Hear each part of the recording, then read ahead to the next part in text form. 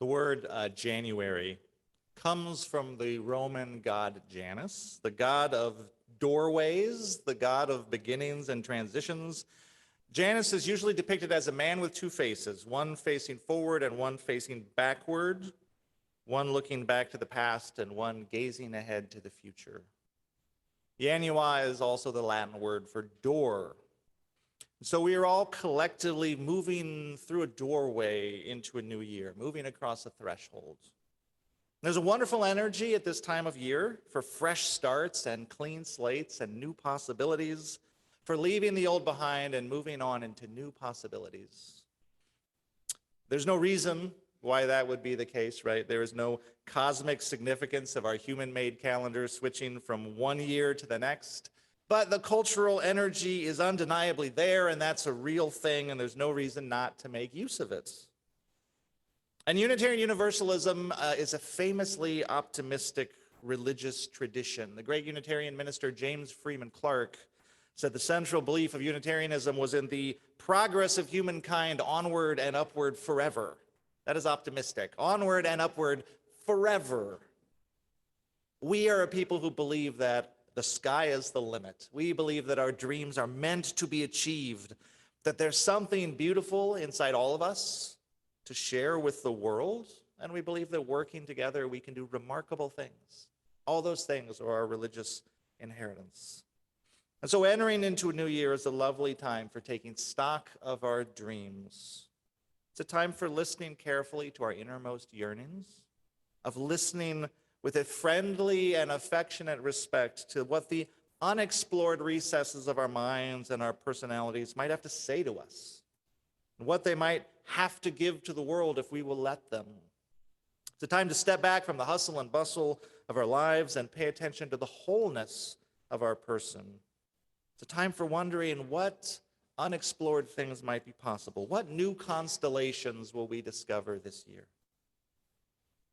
We are all bigger than we know, bigger than whatever stories we are currently telling about ourselves or allowing the world to tell about ourselves. Biologically speaking, evolutionarily speaking, I often think that humans are vastly overpowered animals for the simple business of going about in the world, right? The animal business of eating and reproducing, not falling out of trees or getting eaten by a saber-toothed tiger.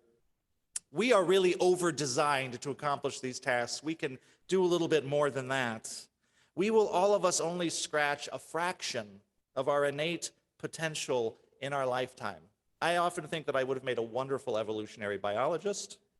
Very sad that that will never happen.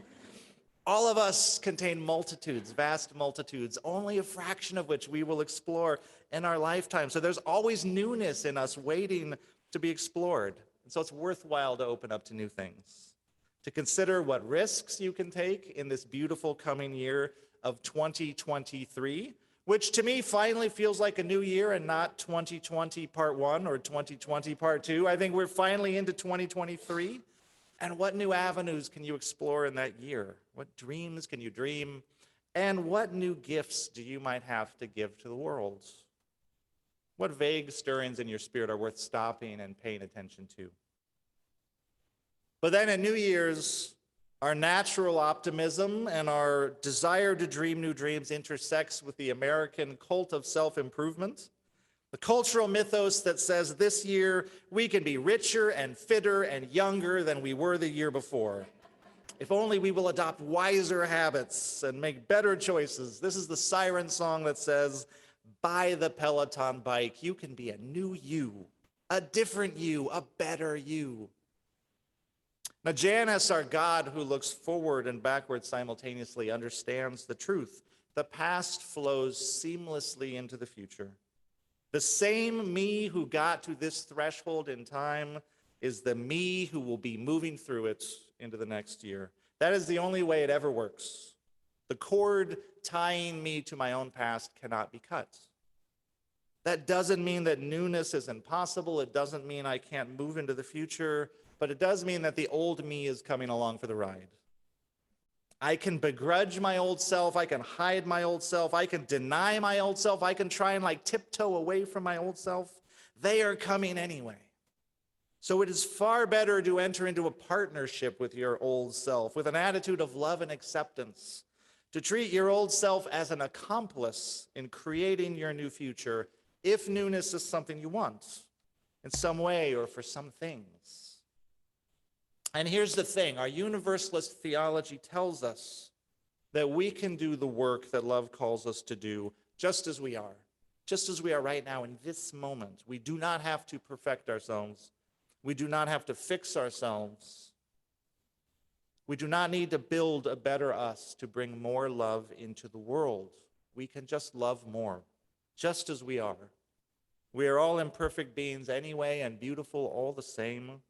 The great Leonard Cohen reminds us, ring out the bells that still can ring and forget your perfect offerings.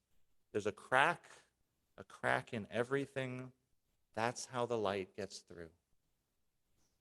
So I suggest, to the extent that we make resolutions, if you're a resolutions kind of person, let them be centered not on fixing and controlling, but on creating more loving relationships between ourselves and the world. Let our resolutions be centered on bringing more compassion and kindness into the world, including for ourselves. And then let us be open to some surprising twists and turns as we live out this compassion and kindness in new ways. I want to close today with a reading by Elaine Kazia called Here I Am. Here I am. May my wisest self guide me through this day. May she remind me to look through eyes of wonder, to see the abundant beauty of here and now. To live from my toes up, grounded on this precious earth and in this miraculous body, to open my heart, flinging wide its shutters so no defenses cut me off, to employ my hands, to create beauty, to soothe suffering, and to unlock potentials. Eyes, feet, heart, hands. From here I can wake to my life and to the gift that is. From here I can move through my day with simple ease. From here I can spread compassion and love. From here I can mend the world. May I be in harmony today with the current that flows through all, and may I be a faithful expression of this sacred source. Here I am. I wish you a very happy new year. Blessed be and amen.